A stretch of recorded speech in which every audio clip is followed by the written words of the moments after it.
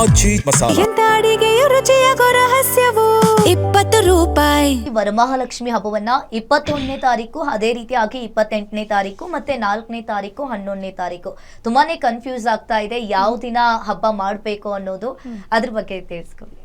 ನೋಡಿ, 28ನೇ ತಾರೀಕು ಅಂತಂದರೆ ಯಾರಾದರೂ ಒಂದು ಪಕ್ಷ 21ನೇ ತಾರೀಕು ಮಾಡೋಕ್ಕಾಗದಿದ್ದಲ್ಲಿ ಕೆಲವ್ರ ಮನೇಲಿ ಏನಾದರೂ ಅಡೆತಡೆಗಳಾಗತ್ತೆ. ಅಂಥ ಒಂದು ದಿನಗಳಲ್ಲಿ 28ನೇ ತಾರೀಕು ಮಾಡ್ಕೊಳ್ಬೋದು. ಅಂದರೆ ಮೂರನೇ ಶುಕ್ರವಾರ ಮಾಡ್ಕೊಳ್ಬೋದು ಅಂತ ಹೇಳ್ತೀವಿ.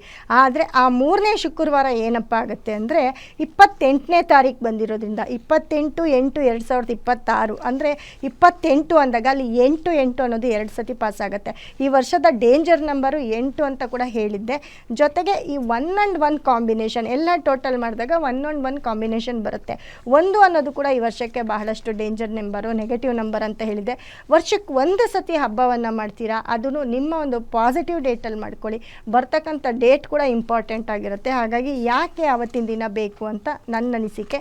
ಸೊ ಹಾಗಾಗಿ 28ನೇ ತಾರೀಕು ಏನಾದರೂ ಮಾಡಬೇಕು ಅಂದ್ಕೊಂಡಿದ್ರೆ ದಯವಿಟ್ಟು ಅದನ್ನು ರದ್ದು ಮಾಡಿಕೊಂಡು ನೀವು ಮತ್ತೆ ಮುಂದಿನ ವಾರ ಅಂತ ಬಂದಾಗ 4ನೇ ತಾರೀಕು ಬರುತ್ತೆ. 4/9 ತಾರೀಕು 9ನೇ ತಿಂಗಳಲ್ಲಿ ಬರ್ತಕ್ಕಂಥದ್ದು ಅಂದರೆ 4 and 5 ಕಾಂಬಿನೇಷನ್ ಬರುತ್ತೆ. ಆ ದಿನ ನೀವು ಮಾಡ್ಕೊಳ್ಬೋದು. ಆ ದಿನ ಕೂಡ ತುಂಬ ಒಳ್ಳೆ ಲಗ್ನಗಳಿದೆ, ಒಳ್ಳೆ ಮುಹೂರ್ತಗಳು ಕೂಡ ಇದೆ. ಹಾಗಾಗಿ ಆ ದಿನವನ್ನು 4ನೇ ತಾರೀಕು ವರಮಹಾಲಕ್ಷ್ಮಿ ಹಬ್ಬ ಮಾಡೋರು ಮಾಡಿಕೊಂಡ್ರೆ ತುಂಬ ಫಲ ಸಿಕ್ಕತ್ತೆ ಅಂತ ಹೇಳ್ತೀನಿ. ಅದು ಬಿಟ್ಟರೆ 11ನೇ ತಾರೀಕು ಬರುತ್ತೆ.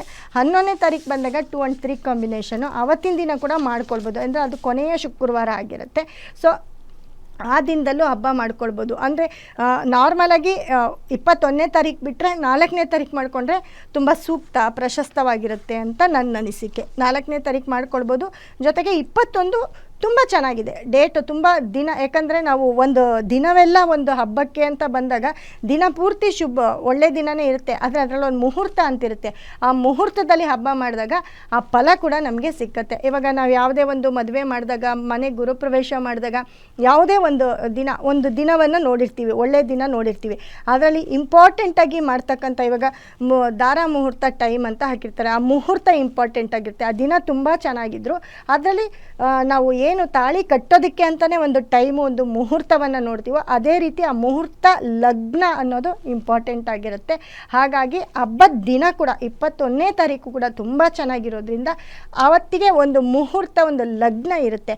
ಅದೇ ಲಗ್ನದಲ್ಲಿ ನೀವು ಪೂಜೆ ಮಾಡಿದ್ರೆ ಅದು ಕೂಡ ನಿಮ್ಮ ಎಲ್ಲ ಇಷ್ಟಾರ್ಥವನ್ನು ಈಡೇರಿಸ್ತಾ ಹೋಗುತ್ತೆ, ನೆರವೇರಿಸ್ತಾ ಹೋಗುತ್ತೆ. ಆ ಲಗ್ನ ಕೂಡ ಇಂಪಾರ್ಟೆಂಟ್ ಆಗಿದೆ. ಮೇಡಮ್, ಅದೇ ರೀತಿಯಾಗಿ ಆ ಮುಹೂರ್ತ ಮತ್ತೆ ಲಗ್ನ ಅಂತ ಹೇಳಿದ್ರಿ, ಅದು ಯಾವ ರೀತಿಯಾಗಿ ಗೊತ್ತಾಗುತ್ತೆ ಮ್ಯಾಮ್?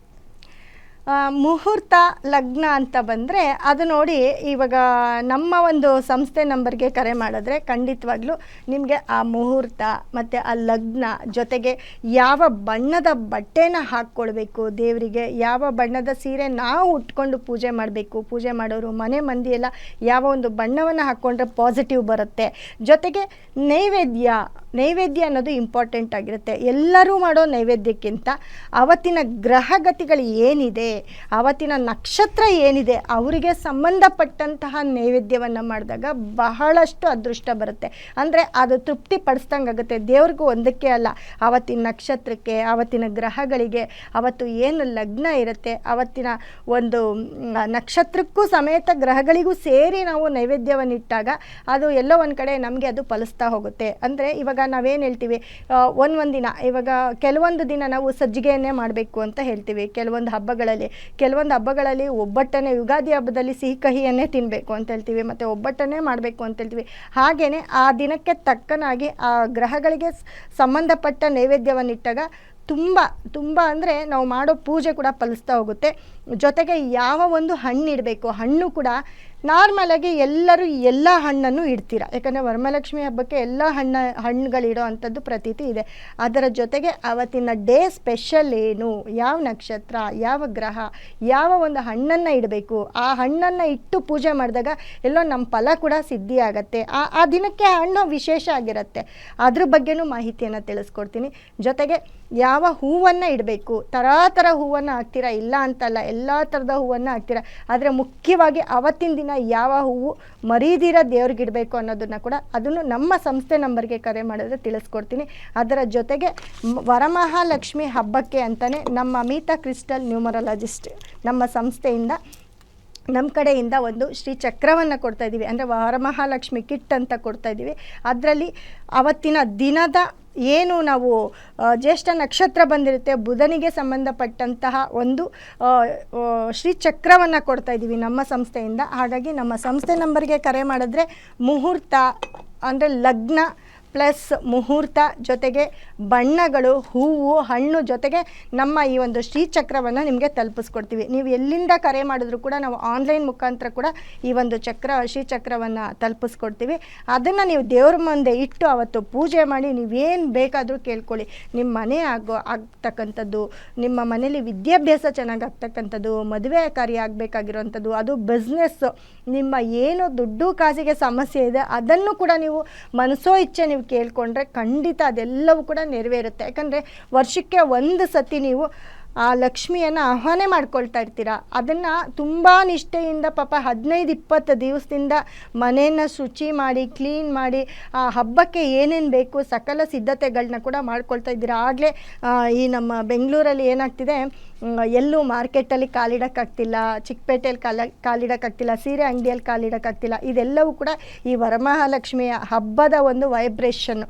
ಸೊ ಹಬ್ಬಕ್ಕೆ ಮುಂಚೆನೇ ಈ ರೀತಿಯಾಗಿದ್ದರೆ ಇನ್ನು ಹಬ್ಬದ ದಿನ ಹೇಗಿರುತ್ತೆ, ನಿಮ್ಮ ಮನೇಲಿ ಹೇಗಿರುತ್ತೆ, ಅದರಲ್ಲೂ ಆ ಒಂದು ದಿನ ನಿಮ್ಮ ಮನೇಲಿ ಎಷ್ಟು ಅದೃಷ್ಟ, ಎಷ್ಟು ಪಾಸಿಟಿವ್ ಆಗಿರುತ್ತೆ ಅದೆಲ್ರಿಗೂ ಗೊತ್ತು. ಅದನ್ನು ಒಂದು ದಿನ ಇಡ್ತೀರಾ ಅಥವಾ 2 ದಿನ ಇಡ್ತೀರಾ, ಕೆಲವರು 3 ದಿನ ಇಡ್ತಾರೆ. ಆ 3 ದಿನವೂ ಎಲ್ಲ ಒಂದು ಕಡೆ ನೀವು ದೇವಸ್ಥಾನದಲ್ಲಿ ಏನು ಹೋಗಿ ಇರ್ತಾಯಿದ್ರಿ, ಆ ದೇವಸ್ಥಾನದ ಎಲ್ಲ ಪವರು ಮತ್ತು ನಿಮ್ಮ ಒಂದು ವೈಬ್ಸು, ಆ ದೇವಸ್ಥಾನದ ವೈಬ್ಸು ನಿಮ್ಮ ಮನೆಯಲ್ಲೇ ಇರುತ್ತೆ.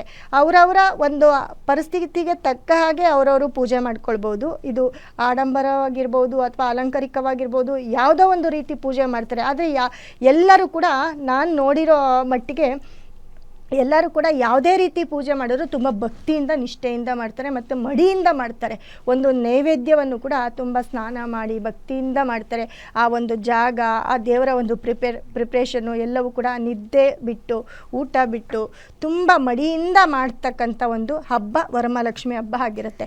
ಹಾಗಾಗಿ ಈ ಹಬ್ಬಕ್ಕೆ ಮುಖ್ಯವಾಗಿ ಬೇಕಾಗಿರುವಂತಹ ಮುಹೂರ್ತ, ಯಾಕಂದರೆ ಆ ದಿನ ಪೂರ್ತಿ ಚೆನ್ನಾಗಿರುತ್ತೆ. ಆದರೆ ಆ ದಿನದಲ್ಲಿ ಬರ್ತಕ್ಕಂಥ ಒಂದು ಶುಭ ಗಳಿಗೆ ಏನಿದೆ, ಆ ಶುಭ ಮುಹೂರ್ತವನ್ನು ನಮ್ಮ ಸಂಸ್ಥೆಗೆ ಕರೆ ಮಾಡಿದ್ರೆ ನಮ್ಮ ಕಡೆಯಿಂದ ಸಿಗುತ್ತೆ ನಿಮಗೆ. ಆ ಮುಹೂರ್ತದಲ್ಲಿ ಪೂಜೆ ಮಾಡಿ ನಿಮ್ಗೆ ಏನು ಬೇಕು ಅದನ್ನು ಕೇಳ್ಕೊಳ್ಳಿ, ಖಂಡಿತ ಫಲಿಸುತ್ತೆ. ಯಾಕಂದರೆ ದಿನ ಪೂರ್ತಿ ಚೆನ್ನಾಗಿರುತ್ತೆ. ಆದರೆ ಅದರಲ್ಲಿ ತುಂಬ ಒಳ್ಳೆಯ ಒಂದು ಟೈಮ್ ಇರುತ್ತೆ. ಆ ಲಗ್ನದಲ್ಲಿ ನೀವು ಪೂಜೆ ಮಾಡಿ ನೀವು ಅದನ್ನು ಕೇಳ್ಕೊಳ್ತಾ ಹೋಗಿ. ಯಾಕಂದರೆ ಅಷ್ಟೂ ದಿನ ನೀವು ಅಷ್ಟು ಕಷ್ಟಪಟ್ಟು ಅಷ್ಟೆಲ್ಲ ನೀವು ಇದನ್ನು ಮಾಡಿ ದೇವ್ರನ್ನ ಪೂಜೆ ಮಾಡೋದು, ಅದರಲ್ಲಿ ಒಂದು ಮುಹೂರ್ತವನ್ನು ಅಳವಡಿಸ್ಕೊಂಡಾಗ ತುಂಬ ನೀವು ಏನು ಅನ್ಕೋತೀರೋ ಅದೆಲ್ಲವೂ ಆಗ್ತಾ ಹೋಗುತ್ತೆ. ಖಂಡಿತ ಹೇಳ್ತೀನಿ, ಆ ಮುಹೂರ್ತದಲ್ಲಿ ನಾನು ಕೊಡೋವಂಥ ಲಗ್ನದಲ್ಲಿ ನೀವು ಪೂಜೆ ಮಾಡಿ, ನೀವೇನು ಈ ವರ್ಷ ನೀವು ಬರೋ ವರ್ಷಕ್ಕೆ ನೀವು ಅದನ್ನು ಹಾಕ್ಕೊಳ್ಬೇಕು, ನೆಕ್ಸ್ಟ್ ವರ್ಷ ಬರೋ ವರ್ಷಕ್ಕೆ ಇನ್ನೊಂದು ಮನೆ ತೊಗೋಬೇಕು ಅಥವಾ ಮನೆ ಕಟ್ಟಬೇಕು ಅಥವಾ ಮನೇಲಿ ಮದುವೆ ಆಗಬೇಕು, ಮಕ್ಕಳು ತುಂಬ ಚೆನ್ನಾಗಿ ಎಜುಕೇಷನಲ್ಲಿ ಮುಂದಕ್ಕೆ ಹೋಗಬೇಕು ಅಂತ ನೀವು ಏನು ಬೇಕಾದರೂ ಕೇಳ್ಕೊಡಿ, ಅದೆಲ್ಲವೂ ಈಡೇರುತ್ತೆ. ಯಾಕಂದರೆ ಬಂದಿರೋ ದಿನ ಕೂಡ ತುಂಬ ಇಂಪಾರ್ಟೆಂಟ್ ಆಗಿರುತ್ತೆ, ತುಂಬ ಒಳ್ಳೆಯ ದಿನ ಆಗಿರುತ್ತೆ. ಜೊತೆಗೆ ಟೈಮ್ ಕೂಡ ತುಂಬ ಒಳ್ಳೆ ಟೈಮನ್ನು ಕೊಡ್ತೀನಿ. ಮತ್ತು ನಾನು ಕೊಡೋ ಶ್ರೀಚಕ್ರವನ್ನು ಅವತ್ತು ದೇವ್ರ ಮುಂದೆ ಇಟ್ಟು ಪೂಜೆ ಮಾಡಿ ನಂತರ ಅದನ್ನು ನೀವು ಪರ್ಮನೆಂಟಾಗಿ ದೇವ್ರ ಮನೇಲಿ ಇಟ್ಕೊಳ್ಬೋದು. ಯಾಕಂದರೆ ಬುಧನ ಒಂದು ಸಂಕೇತ ಏನಾಗುತ್ತೆ, ಬುಧ ಗ್ರಹದಲ್ಲಿ ಶ್ರೀಚಕ್ರವನ್ನು ನಿಮಗೆ ಕೊಡ್ತಾ ಇರೋದ್ರಿಂದ ಖಂಡಿತ ಈ ವರ್ಷ ನೋಡಿ ನೀವು ನಿಮ್ಮ ಮನೇಲಿ ಯಾರೇ ಬಿಸ್ನೆಸ್ ಮಾಡಲಿ ತುಂಬ ಚೆನ್ನಾಗಿ ಕ್ಲಿಕ್ ಆಗ್ತಾರೆ.